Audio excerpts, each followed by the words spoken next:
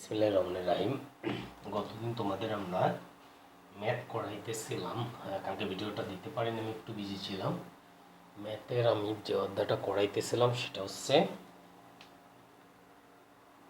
আমরা ত্রিকোণমিতিতে ছিলাম। ত্রিকোণমিতির আমরা 9.2 ছিলাম। আমরা 9.2 যে পর্যন্ত করছিলাম তারপর থেকে আমি একটু করে দিব। আমি 17 পর্যন্ত HW দিয়েছিলাম, দেখলাম ওরা সবাই পাঠাইছে, ওদের কারো কোনো সমস্যা নেই। যদি সমস্যা না থাকে তাহলে আমি 18তে যাব। 18তে যেটা দেয়া আছে সেটা 18 দেওয়া আছে,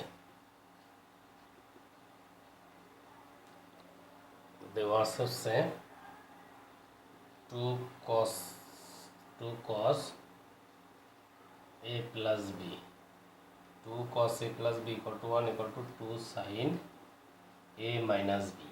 এখন খেয়াল করো, এইখানে যেহেতু দুইটা সমান চিহ্ন আছে,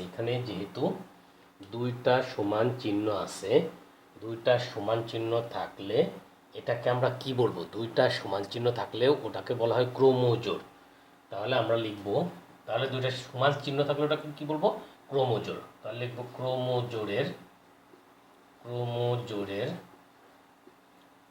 শর্ত মতে। ক্রোমোজোড়ের শর্তটা আবার কি, এটা আমার আগে জানতে হবে। ক্রোমোজোড়ের শর্তটার অর্থ হচ্ছে প্রথমটা ইকুয়াল টু দ্বিতীয়টা, আবার তৃতীয়টা ইকুয়াল টু কি হবে? দ্বিতীয়টা। অর্থাৎ প্রথমটা ইকুয়াল টু 1 হবে এবং তৃতীয়টাও ইকুয়াল টু কত হবে? 1। প্রথমটা ইকুয়াল টু দ্বিতীয়টা, আবার তৃতীয়টাও ইকুয়াল টু কত হবে? দ্বিতীয়টা। তাহলে প্রথমটা কত আসছে? 2 cos a plus b equal to 1। এটাকে 1 নাম্বার দাও। আর একটা আছে, আমি এই তৃতীয়টা ইকুয়াল টু দ্বিতীয়টা হবে, তাহলে তৃতীয়টা 2 sin a minus b equal to কত? 1। এটা হচ্ছে 2 নাম্বার। তাহলে এখন আমি 1 আর 2 সমাধান করি। সমীকরণ 1 নং হতে পাই, সমীকরণ 1 নং হতে কি পাই? 2 cos a plus b equal to 1। 2টাকে যদি আমি ওই পাশে নিয়ে যাই তাহলে cos a plus b equal to 1/2, বা cos a plus b cos হাফের মান আমরা জানি কত ডিগ্রি? cos হাফ হচ্ছে 60 ডিগ্রি, বা a plus b equal to কত? 60 ডিগ্রি। এটা নাম্বার অফ কত দিবা? 3। সমীকরণ 2 নং হতে পাই, 2 নং হতে কি পাই? 2 নং হতে পাই 2 sin a minus b equal to 1, বা sin a minus b equal to 1/2। একটা জিনিস খেয়াল করো, এখানে কিন্তু cos যেহেতু দুই পাশে ছিল এই জন্য cos আমি দুই পাশেতে তুলে দিতে পারি। এখন sin কত ডিগ্রির মান? হাফ। sin কত ডিগ্রির মান? হাফ। এটা আমরা জানি sin 30 ডিগ্রির মান হাফ। তাহলে a minus b equal to sin কত ডিগ্রি? 30 ডিগ্রি। এখন আমি দুই পাশ থেকে সাইন তুলে দিতে পারি। দুই পাশ থেকে যদি আমি সাইন তুলে দিই তাহলে এখানে যেটা আসবে সেটা হচ্ছে a minus b equal to 30 degree. a minus b equal to কত ডিগ্রি আসতেছে? 30 ডিগ্রি। এটা নাম্বার অফ 4।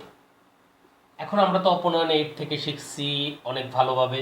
দেখো এখানে 3 আর এখানে 4, তাহলে সমীকরণ 3 এবং 4 যোগ করবা। সমীকরণ 3 এবং 4 যোগ করবা। যোগ করলে b কেটে যাবে, 2a equal to 90 ডিগ্রি আসবে, a equal to 45 ডিগ্রি আসবে। এর মান বসাই দেবা, হয়ে যাবে। এরপর একটু আমার মনে হয় যেহেতু তোমরা 9-এ পড়ো পারবা, তারপরে যদি না পারো তাহলে যে মানে আমাকে বলবা যে আমি এটা পারিনি, কোনো সমস্যা নাই। তারপরে চলে যাই এরপরে এরপরেরটা যেটা বলছে সেটা হচ্ছে 19 নাম্বার। 19 নাম্বারে দুইটা সমীকরণ অলরেডি দেয়াই আছে। যেহেতু দুইটা সমীকরণ দেয়া আছে তাহলে আমাদের জন্য সহজ। দুইটা সমীকরণ দেয়া যেহেতু আছে, দুইটা সমীকরণ একটা আছে cos a minus b equal to 1 আর একটা আছে 2 sin a plus b equal to √3। তাহলে প্রথমে 19 নম্বরে লেখো, আগেরটার মতো এটা দেওয়া আছে cos a minus b equal to 1, এটা হচ্ছে 1 নম্বর সমীকরণ। আর একটা আছে 2 sin a plus b equal to √3, এটা হচ্ছে 2 নম্বর। দুইটা কোণই সূক্ষ্মকোণ বলছে, a এবং b কোণ দুইটা হবে সূক্ষ্মকোণ। সূক্ষ্মকোণ মানে হচ্ছে 90 ডিগ্রির থেকে ছোট। তাহলে সমীকরণ 1 হতে পাই, সমীকরণ 1 নং হতে পাই। সমীকরণ 1 নং হতে কি পাই? cos a minus b equal to 1। cos কত ডিগ্রির মান 1?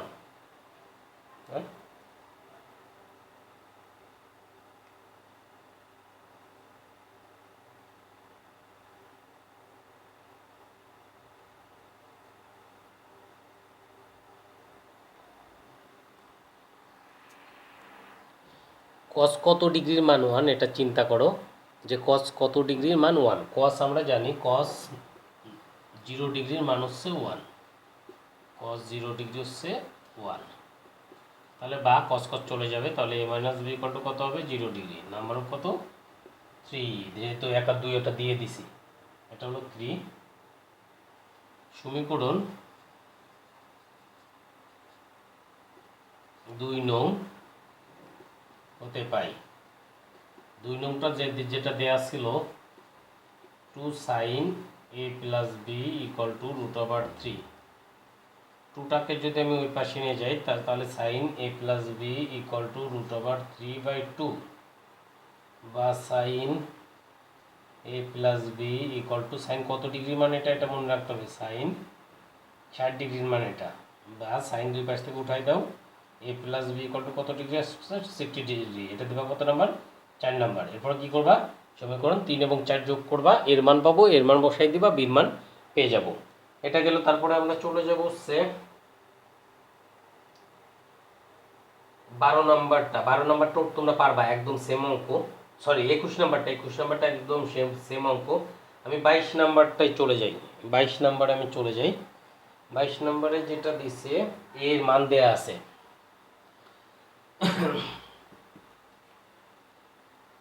দেওয়া আছে a ইকুয়াল টু কত? 30 ডিগ্রি।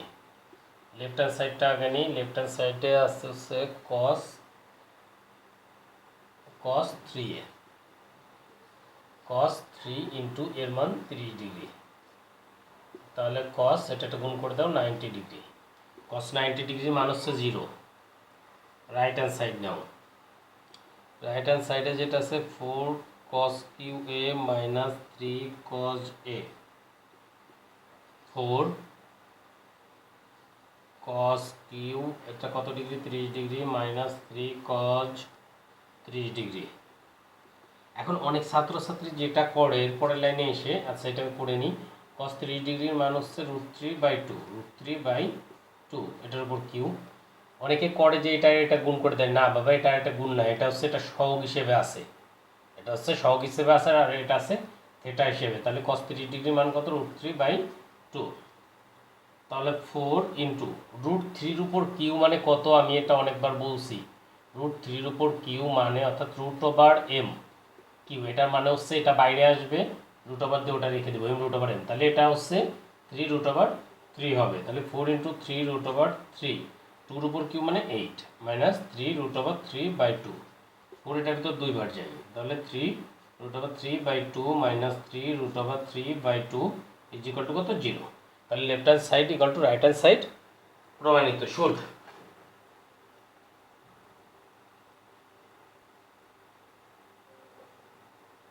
আমার এই সপ্তাহটা অর্থাৎ লাগবে।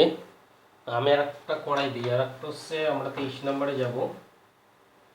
সমাধান করো। দেখো সমাধান করো যখনই থাকবে তখন দুইটা, হয়তো আমাদের 2 বা 3টা পদ থাকবে, আমাদের দুইটাই থাকবে সাধারণত 8, 9-এ দুইটা পদ। মানে কি আমি বলতেছি, তাহলে এখানে সমাধান করতে বলছে, আমি অঙ্কটা উঠাবো sin θ plus cos θ is equal to কত? 1। এখানে দেখো সাইন এবং কজ আছে, সাইন একটা কজ একটা, তার মানে দুইটা আছে। এখন দুইটা যখনই থাকবে আমাদের কাজ হচ্ছে একটাকে অল্টারনেটিভ করে অন্য পাশে নিয়ে যাওয়া, অথবা সাইন অথবা কস্ট। আমি কস্টে নিয়ে গেলাম। Sine theta equal to 1 minus cos square theta, বর্গ করি, তাহলে এটা সাইন স্কোয়ার থেটা হয় 1 মাইনাস কজ স্কোয়ার থেটা। অনেকে কী করে দেখো অনেকে স্কোয়ার এটার উপর দেয় আর এটার উপরও দেয়, এরকমভাবে স্কোয়ার দেয়, বর্গ করছে। জি না, যোগ বিয়োগ থাকলে আমরা স্কোয়ারটা কখনো যার যার উপর আনতে পারবো না। যোগ এবং বিয়োগ থাকলে আমরা স্কোয়ারটা যার যার উপরে আনতে পারবো না। যোগ এবং বিয়োগ থাকলে আমাদের সবসময় সূত্র পড়বে, এটা মনে রাখতে হবে। কিন্তু গুণ বা ভাগ থাকলে আমরা স্কোয়ারটা যার যার উপরে নিয়ে চলে আসতে পারি। তাহলে এটা যদি সূত্র ফেলাই তাহলে কত হবে, sine square theta equal to 1 minus 2, এখানে তো স্কোয়ার ছিল না, sorry, 2 cause theta plus cos square theta. দেখো এখন আমার কাজ হচ্ছে এইগুলা, এই যত মানে দুইটা পদ আছে, আমার কাজ হচ্ছে একটাতে আনা, ওই কজে নিব নাহলে সাইন নিব। যেহেতু এই পাশে কজ দুইটা আছে, সাইন স্কোয়ার আছে, তাহলে এটাতে কজে নিয়ে যাই। সাইন স্কোয়ার ইকুয়াল টু কত, 1 মাইনাস কস স্কোয়ার থিটা। দেখো সব অনুপাতগুলো আমার এক চলে আসছে, সব জায়গায় কজ চলে আসছে। আমি যেহেতু কজ স্কোয়ার সামনে মাইনাস আছে, এটাকে অল্টারনেটিভ করে ওই পাশে নিয়ে যাই, তাহলে 1 অল্টারনেটিভ এই পাশে কিছু রাখবো না, তাহলে শূন্য ইকুয়াল টু কত হবে, 1 minus 2 cos theta plus cos square theta, এটা গেলে minus 1 plus cos square theta. একবার ঠিকভাবে লিখবো, এই দুই আর এটা যোগ হলে 2 cos square theta minus 2 cos theta, এটা আর 1 1 কেটে যায়, তাহলে ইকুয়াল টু 0। এখান থেকে কমন যায় কজ থিটা, তাহলে থাকবে হচ্ছে 2 cos theta, 2 cos theta common যায়, তাহলে থাকবে হচ্ছে cos theta minus 1 equal to 0। অতএব 2 cos theta is equal two 0, অথবা cos theta minus 1 is equal two 0, বা 2 ওই পাশে নিলে 0ই থাকবে। cos কত ডিগ্রির মান 0, cos 90 ডিগ্রির মান 0, cos 90 ডিগ্রি, বা থিটা ইকুয়াল টু কত, theta equal to 90 degree.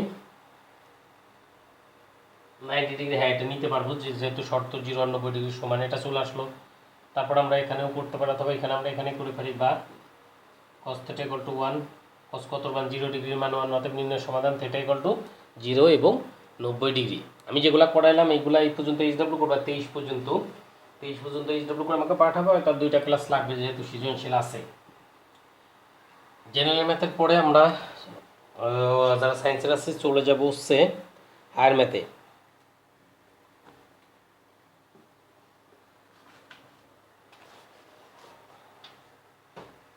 Higher ম্যাথে আমি যেটা করতেছিলাম 8.2 করতেছিলাম, 8.2টা অলরেডি শেষ করে ফেলছিলাম। যেহেতু 8.2টা আমি শেষ করে ফেলছি, আমি নতুন একটা অধ্যায়তে যাব। নতুন অধ্যায়তে হায়ার ম্যাথে আমরা যেটা যাব, সবচেয়ে গুরুত্বপূর্ণ অধ্যায় আমাদের হায়ার ম্যাথের দ্বিতীয় অধ্যায়। এই দ্বিতীয় অধ্যায় থেকে আমরা যখন সেন্টারে যাব, আমাদের একটা সৃজনশীল থাকবে, এবং এই অধ্যায়টা হচ্ছে একটু ক্রিটিক্যাল অধ্যায়, একটু মানে লংলি চিন্তা করতে হয়, ভেবে চিন্তে আর কি করতে হয়। এটা হচ্ছে বহুপদী, অর্থাৎ আমরা এখন পর্যন্ত যেগুলো করছিলাম একপদী বা দ্বিপদী, এটা ছাড়াও যদি থাকে তাহলে আমরা কিভাবে সমাধান করতে পারি, এটা হচ্ছে দ্বিতীয় অধ্যায়। দ্বিতীয় অধ্যায় আমরা প্রথমে যেটাতে যাব,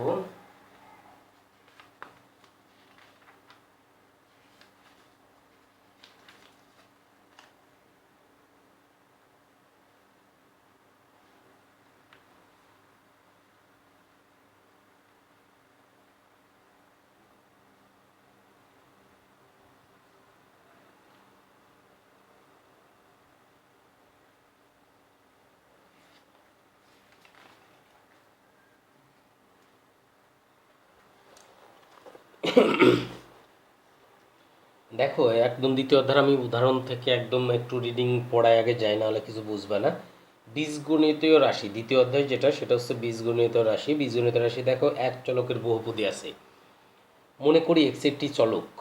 তাহলে এখানে 1 নম্বরে লিখছে এ, 2 নম্বরে লিখছে এ এক্স প্লাস বি, 3 নম্বরে A x square plus B x plus C, 4 নম্বরে A x x u plus B x square plus C x plus D ইত্যাদি আকারের রাশিটিকে এক্স চলকের বহুপদী বলা হবে, যেখানে এ বি সি ডি ইত্যাদি ধ্রুবক।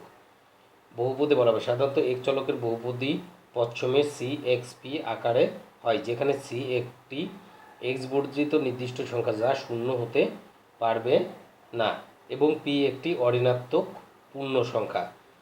পি শূন্য হলে পদটি শুধু সি হয়, এবং সি শূন্য হলে পদটি বহুপদীতে অনুলেখ থাকে। C X square, C x to the power P পদে সি কে এক্স পি এর সহগ, এবং পি কে ওই পদের মাত্রা বা ঘাত বলা হয়। অর্থাৎ বহুপদীটা আমরা কোন আকারে প্রকাশ করতে পারবো, C x to the power P, বহুপদীরে C x to the power P আকারে প্রকাশ করা যায়। এখন এই সিটাকে বলা হচ্ছে সহগ, এই সিটাকে বলা হচ্ছে সহগ, আর এই পিটাকে বলা হয় ঘাত বা মাত্রা। এই পিটাকে কি বলা হয়? ঘাত বা মাত্রা। সিকে সহগ এবং এটার মাত্রা বলা হয় কোনো বহুপদী উল্লেখিত পদসমূহে গরিষ্ঠ মাত্রাকে বহুপদীর মাত্রা বলা হয়। অর্থাৎ ধরো আমার একটা রাশি দিল, এটা এটা x to the power 4 plus 2x minus 5, এটা তো অনেকগুলো আছে এক্স, কিন্তু এখানে পদ একটা আছে, সেটা চলক কয়টা? চলক একটা, চলক হচ্ছে কি এক্স। এক্সের সবটা পাওয়ারটা ঘাতটা বিভিন্ন প্রকার আছে, 6 আছে, 5 আছে, 4 আছে, 1 আছে। তা এখন এখানে সর্বোচ্চ পাওয়ারটা কত? সর্বোচ্চ পাওয়ার হচ্ছে 6। সর্বোচ্চ পাওয়ার কত? 6। তাহলে এই পদটার বহুপদীয় মাত্রা বলা হবে কতকে? 6কে। এই পদটার বহুপদীয় মাত্রা বলা হবে কতকে? 6কে। অর্থাৎ একটা রাশির মধ্যে সর্বোচ্চ পাওয়ার যেটা থাকবে ওটাকে বলা হয় বহুপদীয় মাত্রা। বহুপদীতে গরিষ্ঠ মাত্রাগুলোর মাত্রাযুক্ত পদটি মুখ্য পদ এবং মুখ্য পদের সহগকে মুখ্য সহগ এবং জিরো মাত্রাযুক্ত অর্থাৎ চলক বর্জিত পদটিকে ধ্রুবপদ বলা হয়। যেমন এত এক্স, এত মুখ্য পদ, তাহলে এখানে মুখ্য পদ কত? মুখ্য পদ হচ্ছে এটা 2x6। মুখ্য সহগটা কত? মুখ্য সহগ যেহেতু এটা মুখ্য পদ, তাহলে এর মধ্যে সহগ কত? 2x6। এটা মুখ্য পদ, তাহলে এটা সহগ কত আছে? 2, তাহলে মুখ্য সহগটা হবে 2। ধ্রুবপদটা কত? ধ্রুবপদটা মানে যেটার সাথে চলক নাই, -5। ধ্রুবপদটা হচ্ছে -5। পূর্বোক্ত এক বহুপদী মাত্রা 0, বহুপদীর মাত্রা 1। আচ্ছা, তার মানে ওই যে আগেরটা আর কি সমাধান দিছে। দেখো আমার প্রথম যেটা দিছে এখানে 1 নম্বরে দিছিল এ, 2 নম্বরে দিছিল ax প্লাস b, 3 নম্বরে দিছিল ax square plus bx plus c, 4 নম্বরে দিছিল ax cube plus bx square plus cx plus d, এটা দেওয়া ছিল। এখন 1 নম্বরে বহুপদীর মাত্রাটা কত? 1 নম্বরে বহুপদী চলকিত নাই, চলকটা কি এক্স, এক্সই নাই, তাহলে এটার মাত্রাটা হবে 0। এটার মাত্রাটা হবে এক্স টু দি পাওয়ার 0 লিখতে পারি, কারণ কোনো কিছু পাওয়ার 0 মানে এটার কি বলে? 1, অর্থাৎ এক্স টু দি পাওয়ার 0 মানে এই হয়। তাহলে এটার মাত্রাটা কত? 0। পরেরটাতে চলে আসি, বহুপদীর মাত্রা। বহুপদীর এখানে মাত্রা কত? এক্সের মাত্রা 1, তারপরটাতে এক্সের মাত্রা কত? 2, তারপর এক্সের মাত্রা কত? 3। যে কোনো অশূন্য ধ্রুবক চলকের 0 মাত্রার বহুপদী, 0 সংখ্যাটি শূন্য বহুপদী বিবেচনা করা হয় এবং শূন্য বহুপদীর মাত্রা অসংজ্ঞায়িত ধরা হয়। এক চলককে বহুপদীকে সাধারণত এক্স এর ঘাতের অন্তক্রম, অর্থাৎ মুখ্যপদ থেকে শুরু করে ক্রমে ক্রমে ধ্রুবপদ পর্যন্ত, মুখ্যপদ মানে প্রধান পদ থেকে শুরু করে সর্বোচ্চ পদ থেকে শুরু করে ধীরে ধীরে কমতে থাকে। এটা যাই কত পর্যন্ত? ধ্রুবপদ মানে যেখানে কোনো চলক থাকবে না। ধ্রুবপদ মানে যেখানে কোনো চলক থাকবে না। এরূপ বর্ণনাকে বহুপদীর আদর্শ রূপ বলা হয়। তাহলে বহুপদীর আদর্শ রূপ কেমন? এক চলক বহুপদীকে সাধারণত এক্স এর ঘাতের ক্রম অনুসারে বর্ণনা করা হয়, এরূপ বর্ণনাকে বহুপদীর আদর্শ রূপ বলে। ব্যবহারের সুবিধার্থে এক্স চলককে বহুপদীকে পিএক্স, কিউএক্স ইত্যাদি প্রতীক দ্বারা সূচিত করা হয়। যেমন পিএক্স ইকুয়াল টু এত। এরূপ পিএক্স প্রতীক এক্স এর উপর বহুপদটির মানের নির্ভরতা নির্দেশ করে। পিএক্স বহুপদটিতে এক্স চলকের পরিবর্তে কোনো নির্দিষ্ট সংখ্যা এ বসালে বহুপদীর যে মান পাওয়া যায় একে পি এ দ্বারা সূচনা করা হয়। আমি উদাহরণ 1 নম্বরটা পারবা? 1 নম্বরটা দেখো, যদি পি এক্স ইকুয়াল টু এত হয় তবে P0, P1, P2 খালি প্রথমে লিখবা, আমি একটু দেখাই দিই। প্রথমে লিখবা, দেওয়া আছে 1 নম্বর উদাহরণ 1-এ দেওয়া আছে px equal to 3x cube plus 2x square minus 3x plus 8। অত P1 বের করতে বলছে, তুমি P0 বের করতে বলছে, তাহলে x এর জায়গায় কত বসাবা? 0 বসাবা। এরকম ধারাবাহিকভাবে এটার মান বের করবা, তারপরে ধারাবাহিকভাবে সবগুলো করে ফেলবা, এক পারবা। দুই চলকের বহুপদী, আমি এই অধ্যায়টা যেটা করব, আমি একটা উদাহরণগুলো সবই রিডিং পড়তে চেষ্টা করব। আমি আজকে হচ্ছে এক চলকের বহুপদীটা পড়ছি, অর্থাৎ চলক যদি একটা থাকে, এক্স আছে, দুপদেরটা কালকে পড়বো। আমি যেটুকু পড়াইছি এক চলকের বহুপদী, এটা পুরাটা করে ফেলবা, উদাহরণটা করে ফেলবা, আর আমার সাথে করতে থাকবা। দ্বিতীয় অধ্যায়টা একদম ইজি করে ফেলবো আমরা, দ্বিতীয় অধ্যায় থেকে আমার এক সেট আসবেই। তারপরে আমরা চলে যাব হচ্ছে কেমিস্ট্রিতে।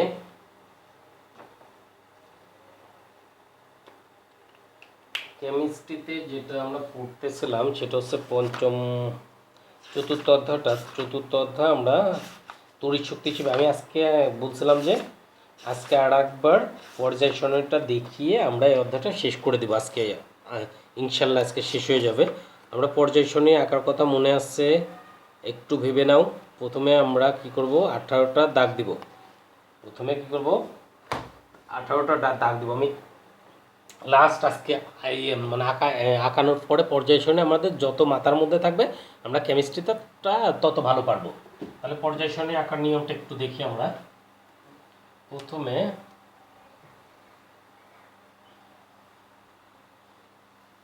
আমি তো এখন জেনে গেছি, মানে আমরা বুঝে ফেলছি। এখানে 3টা দাও, 3টা দেওয়ার পরে এখানে ভাগ হবে কত, 18। 18 হলে প্রথমে এটা,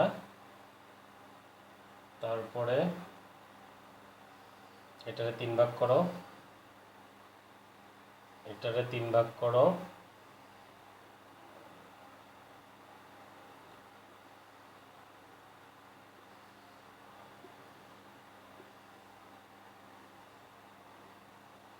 এক দুই তিন চার পাঁচ ছয় সাত আট নয় 12, 12টা হয়েছে। তাহলে আমি ভুল করে ফেলছি, এখানে টানটা এরকম হবে না। রে,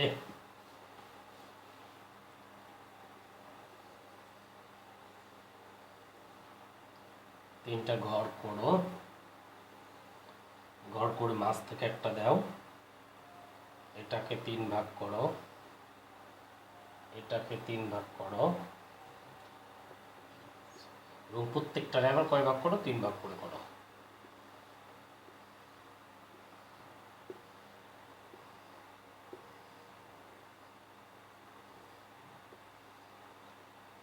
ওকে, প্রত্যেকটাকে 3 ভাগ করা হয়ে গেল।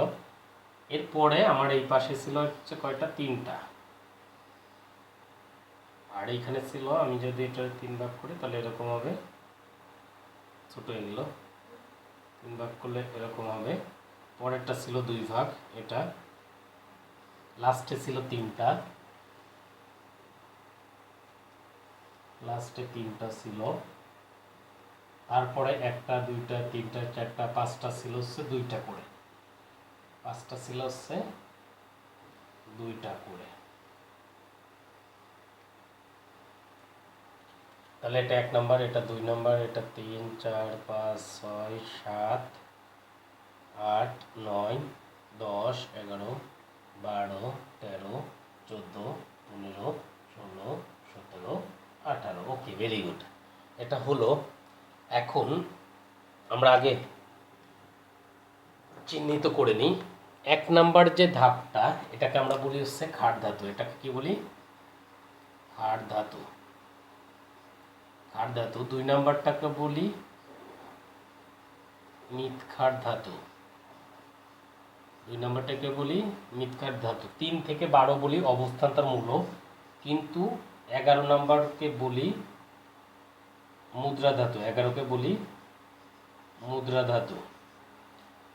13 14 15 এগুলো তো অধাতু। 17কে বলি হ্যালোজেন, হ্যালোজেন গ্রুপ। 17কে বলি হ্যালোজেন গ্রুপ। 18কে বলি নিষ্ক্রিয় গ্যাস। 18কে বলি নিষ্ক্রিয় গ্যাস। আমি পুরো পর্যায় সারণীটা করবো না, তাহলে একটু বর্ণনা দেওয়ার জন্য আসলাম। তাহলে এখানে মনে আছে এটার জন্য কি, লিনাকে রুবি সাজাবে ফ্রান্সে। এখানে প্রথমে এখানে হাইড্রোজেন, এখানে হচ্ছে হিলিয়াম। লিনাকে রুবি সাজাবে ফ্রান্সে। আর একটা ঘর হবে, 4টা হয়, ওটা দেওয়ার পর লাস্টে প্রয়োজন নাই। 2 নাম্বার হচ্ছে ব্রানি মোগলাই কাবাব স্টিলের বাটিতে রাখো।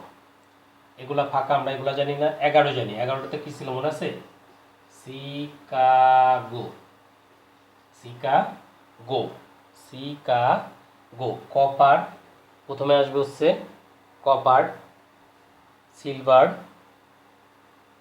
কপার সিলভার এবং গোল্ড। কপার, কতে কপার, সিতে আগেটা মাঝেরটা আগে, তারপর প্রথমটা। সিতে সিলভারের জি, গোল্ডের ইউ। এই 3টাকে বলা হয় মুদ্রা ধাতু। মুদ্রা ধাতু মোট 3টা আছে, মুদ্রা ধাতু 3টা। তারপরে আমরা হচ্ছে হাইড্রোজেন 17 নাম্বার। 17 নাম্বারে যে হ্যালোজেন গ্রুপটা ছিল ওটা আমরা মুখস্থ করছিলাম। Fluorine, chlorine, bromine, iodine, astatine, fluorine, chlorine, bromine, iodine, astatine, tennessine, astatine, tennessine. 18 নম্বর গ্রুপটা হচ্ছে নিষ্ক্রিয়। Helium, neon, argon, krypton, xenon, radon, oganesson. এই যে পর্যায় সারণী যেটা আঁকলাম, আমি যেভাবে চিহ্নিত করছি এভাবে চিহ্নিত করে পুরা পর্যায় সারণীর সবগুলা লিখে আমাকে পাঠাবে। সবগুলা মানে আমরা এই পর্যন্ত পারলেই হবে, 30টা পর্যন্ত। 30 পর্যন্ত পারলেই এনাফ আমাদের এটার জন্য। এরপরে আমার মনে হয় না পর্যায় সারণীতে কোনো সমস্যা থাকার কথা। এটা পুরো পর্যায় সারণী পুরাটা লিখবে এবং আমি যেভাবে লাল কলম দিয়ে লিখলাম তোমরা কালো কলম দিয়ে লিখবে, একদম পর্যায় সারণীটা মাথার মধ্যে রাখবা, বাস এনাফ। কেমিস্ট্রি একদম সহজ। এরপরে আমরা চলে যাব হচ্ছে ফিজিক্সে। ফিজিক্সে আমরা যেটা করতেছিলাম, আমি 2টা করে দিছিলাম গোড়ার গ নাম্বার অঙ্কটা।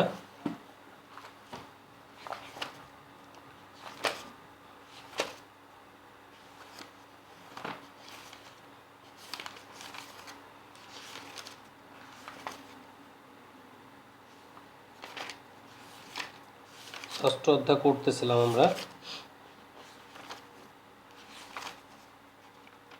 আমরা আর্কিমিডিসের সূত্র পড়তেছিলাম। আমরা প্রথমেই বলে নিছিলাম যে আর্কিমিডিসের সূত্র 2টা ক্ষেত্রে প্রযোজ্য।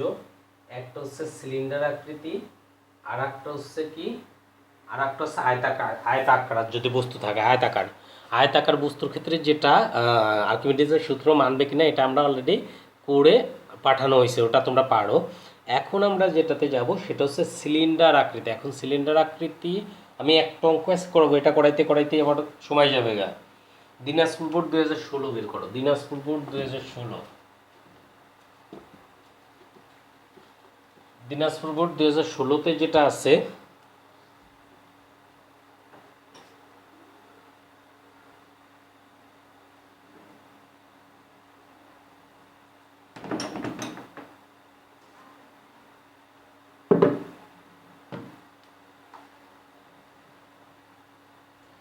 দিনাজপুর বোর্ড 2016তে একটা দেখো চিত্র দেয়া আছে। এই চিত্রের মধ্যে এইচটা লেখা আছে 5 সেন্টিমিটার। এইচটা কত লেখা আছে? 5 সেন্টিমিটার। তারপর যে সিলিন্ডারটা দেয়া আছে ওই সিলিন্ডারের উচ্চতা আছে 8 মিটার, আর পুরাটার উচ্চতা দেয়া আছে 25 সেন্টিমিটার। এখন বলছে উদ্দীপকের তথ্য আর্কিমিডিসের সূত্রকে সমর্থন করে কি না। এখন আর্কিমিডিসের সূত্র আমরা জানি যে হারানো ওজন এবং অপসারিত পানির ওজন কী হবে? সমান হবে। হারানো ওজন এবং অপসারিত পানির ওজনটা কী হবে? সমান হবে। এখন অপসারিত পানির ওজন আমরা জানি ডাব্লিউ ইকুয়াল টু কত? ভি রো জি। অপসারিত পানির ওজন আমরা কি জানি? অপসারিত পানির ওজন এবং হারানো ওজনটা সমান হবে। আমি চিত্রটা একটু দেখাই, যদিও সময় কম। এরকম চিত্র আছে, মধ্যে পানি আছে, সিলিন্ডারটা ডুবানো আছে, এইটুকের উচ্চতা দেওয়া আছে হচ্ছে 5 সেন্টিমিটার। এইখান থেকে এইটুক বলছে হচ্ছে এইচ, আর এখান থেকে এই পুরোটা দেওয়া আছে হচ্ছে এইচ টু 25 সেন্টিমিটার। এটা আছে 25 সেন্টিমিটার, এটা দেওয়া আছে। তাহলে এখন আমার এই যে এটা করতে হলে আমার প্রথম যেটা করতে হবে, আমার আর্কিমিডিসের সূত্র মেনে চলে হচ্ছে অপসারিত তরলের যে ওজন এবং হারানো ওজন সমান হলে। তাহলে অপসারিত তরল ওজন যদি আমি বের করতে চাই, দেখো আমরা জানি, আমি বাইরে করি, ভি রো জি লাগবে। এখন রোটা কত? রোটা হচ্ছে যেহেতু তরল 1000, পানি দেওয়া আছে, বলে দিছে পানি 1000, জি হচ্ছে 9.8। ভিটা কত? ভি তো জানি না। এখন এখানে দেওয়া আছে হচ্ছে ক্ষেত্রফল, পি কিউ তলের ক্ষেত্রফল দেওয়া আছে 25 সেন্টিমিটার। পি কিউ তলে এটার ক্ষেত্রফল দেওয়া আছে, এটার ক্ষেত্রফল আর এটার ক্ষেত্রফল একই হবে, যেহেতু সিলিন্ডার এটা হচ্ছে 25 সেন্টিমিটার কিউ দেওয়া আছে। তাহলে এখন আয়তন বের করতে হবে। যেহেতু ক্ষেত্রফল দেওয়া আছে, ভি ইকুয়াল টু আমরা কত লিখতে পারি? A H. V equal to কত লিখতে পারি? A H. V equal to কত লিখতে পারি? A H. এইচ হচ্ছে এই সিলিন্ডারের উচ্চতা যতটুকু, এটা এইচটা হচ্ছে এইচই হবে এখানে।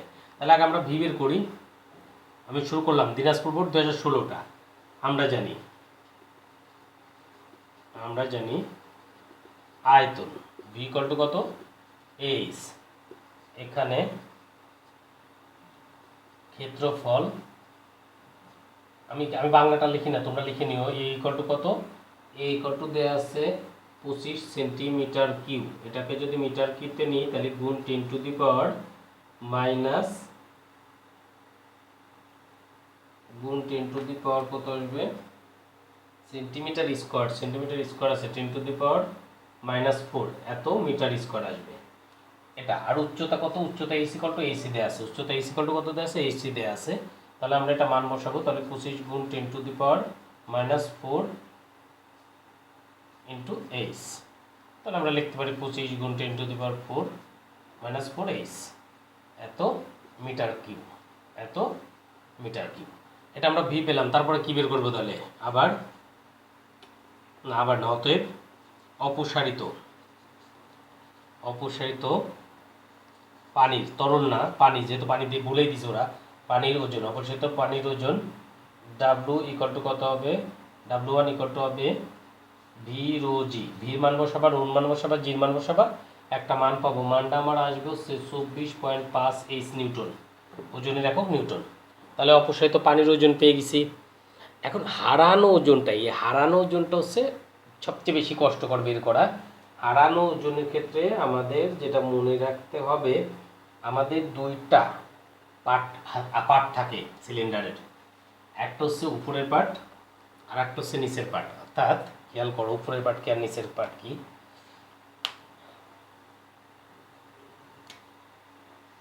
এটা একটা আর এটা একটা।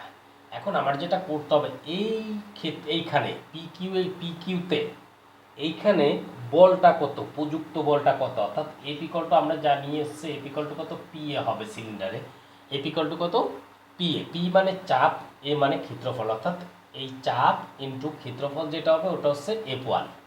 আবার এটা দেওয়া ছিল RS দেওয়া আছে ওইতে, তাহলে এটা RS এর ক্ষেত্রে আমি যদি এটা F1 দিই, এটা F2 ইকুয়াল টু কত বের করতে হবে, PA বের করতে হবে। অর্থাৎ এটারও আবার কি লাগবে, চাপ লাগবে, এবং ক্ষেত্রফলটা একই হবে, চাপটা শুধু আলাদা হবে। এখন চাপ যদি আমি বের করতে যাই, তাহলে PQ যে তলের চাপটা, এটা আমরা গ নাম্বারে অলরেডি পেয়ে গেছি, PQ তলের চাপ। তাহলে আমরা প্রথমে লিখব, তাহলে বুঝছো কি করতে হবে, আমি যখন সিলিন্ডারের ক্ষেত্রে হারানো ওজনটা বের করতে যাব, সিলিন্ডারের ক্ষেত্রে হারানো ওজনটা বের করতে হলে আমার পিকিউ তল এবং RS তল, দুইটা তল লাগবে। এখানে দুইটা তল আছে, এটা একটা তল, এটা একটা তল। এই তলের ক্ষেত্রে বলের মানটা কতটা বের করবো, এখন F ইকুয়াল টু কত, PA। আবার এই তলের ক্ষেত্রে বলের মান কত, F2 ইকুয়াল টু PA। এখন এই তলের ক্ষেত্রে পিটা কত, আমরা আগে নিই পিকিউ তলের ক্ষেত্রে, পিকিউ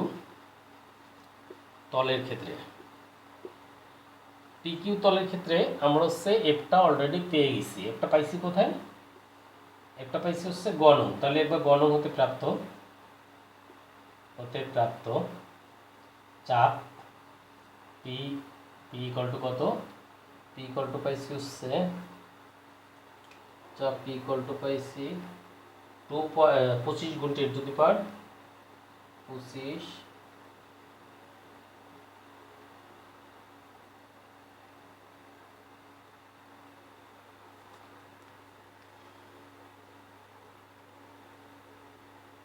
কত পেয়েছি চাপ, ও 490 পেয়েছি, সরি 490 পেয়েছি চাপ। আর ক্ষেত্রফলটা এটা কত দেওয়া আছে, 25 সিএম স্কোয়ার ইকুয়াল টু 25 গুণ 10 to the power -4 metre cube, এটা দেওয়া আছে। তাহলে আমরা জানি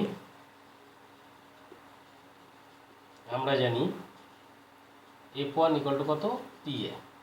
তাহলে এখানে পি এর মানটা বসাবা, এর মানটা বসাবা। তাহলে আমরা এটা যেটা মান পাবো 1.225 নিউটন পাবো এটার মান। বলের একক নিউটন, ওজনের একক নিউটন। তাহলে আমরা PQ তলের ক্ষেত্রে এফটা বের করছি। এবার আমরা QR তলের ক্ষেত্রে যাব। দেখো এখানে কিন্তু প্যাচ, RS তলের ক্ষেত্রে যাব, RS তলের ক্ষেত্রে। এখন RS তলের ক্ষেত্রে আমি যখন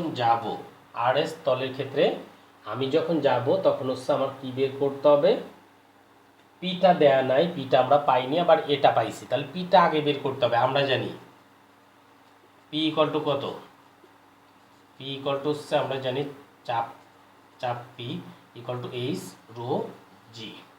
এখন এইটার ক্ষেত্রে, এইটুকের ক্ষেত্রে এইচটা কত, উচ্চতা এখানে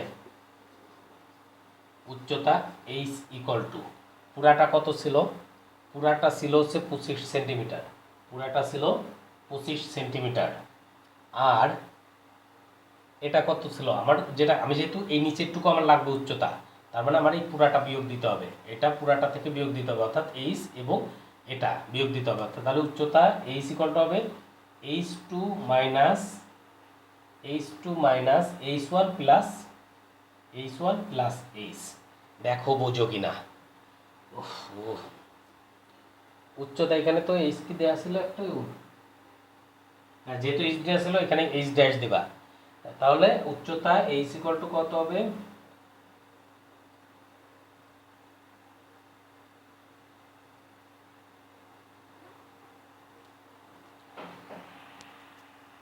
সরি আমি ভুল করে ফেলছি, আমার উচ্চতা বের করতে বলছে। এখন এই আর এস এর উচ্চতা কতটুকু, এই আর এস এটা নিছি এই পানির উপরিভাগ থেকে এইটুকু, যেটা এটা। এখন এইটুকু যদি আমি বের করতে চাই তাহলে এই পুরাটা দেওয়া ছিল কত, পুরাটা আমার এটুকুই দেওয়া আছে, এটুকু দেওয়া নাই, তাহলে পুরাটা দেওয়া আছে হচ্ছে 25। এখন উচ্চতা দেখো এইখান থেকে এই বিন্দু পর্যন্ত উচ্চতা হচ্ছে এইটুক প্লাস এইটুক, এই দুটা, তাহলে এখানে উচ্চতাটা কত আসবে, উচ্চতা হবে h1, এটা তো h1 আর এটা h1 প্লাস h, এত সেন্টিমিটার, h1 প্লাস h এত সেন্টিমিটার, অর্থাৎ ইকুয়াল টু যদি আমি লিখি h1 এর মানটা দেওয়া আছে, h1 ইকুয়াল টু কত দেওয়া আছে 5 সেন্টিমিটার প্লাস h, আচ্ছা মানকে আগে নিব, আচ্ছা মানটা পরে নিই, তাহলে এটা h ড্যাশ, এখানে h ড্যাশ দিবা, h ড্যাশ ইকুয়াল টু কত h1 প্লাস h, রুট মান হচ্ছে 1000 ইন্টু 1000 ইন্টু 9.8, এত প্যাসকেল, চাপের একক প্যাসকেল। এটা এটা গুণ করে এটার সাথে গুণ করে দিবা, গুণ করলে আসবে, একটা আসবে 490 আর একটা আসবে হচ্ছে 9800H। চাপটা পেলাম, তাহলে আমরা কি বের করব, অতএব F2 ইকুয়াল টু কত, বল F2 ইকুয়াল টু কত PA, P এবং এর মানটা বসাই দিবা, তাহলে F2 পাবা। অতএব হারানো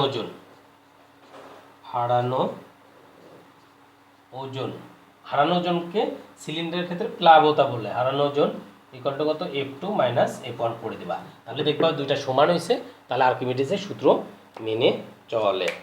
তারপরে বায়োলজিতে আমরা যেটা করতেছিলাম, আমি একটু তাড়াতাড়ি পড়া দিই, অনেক সময় আজকে বায়োলজিতে তোমাদের আমরা পঞ্চম অধ্যায়টা করাইতেছিলাম।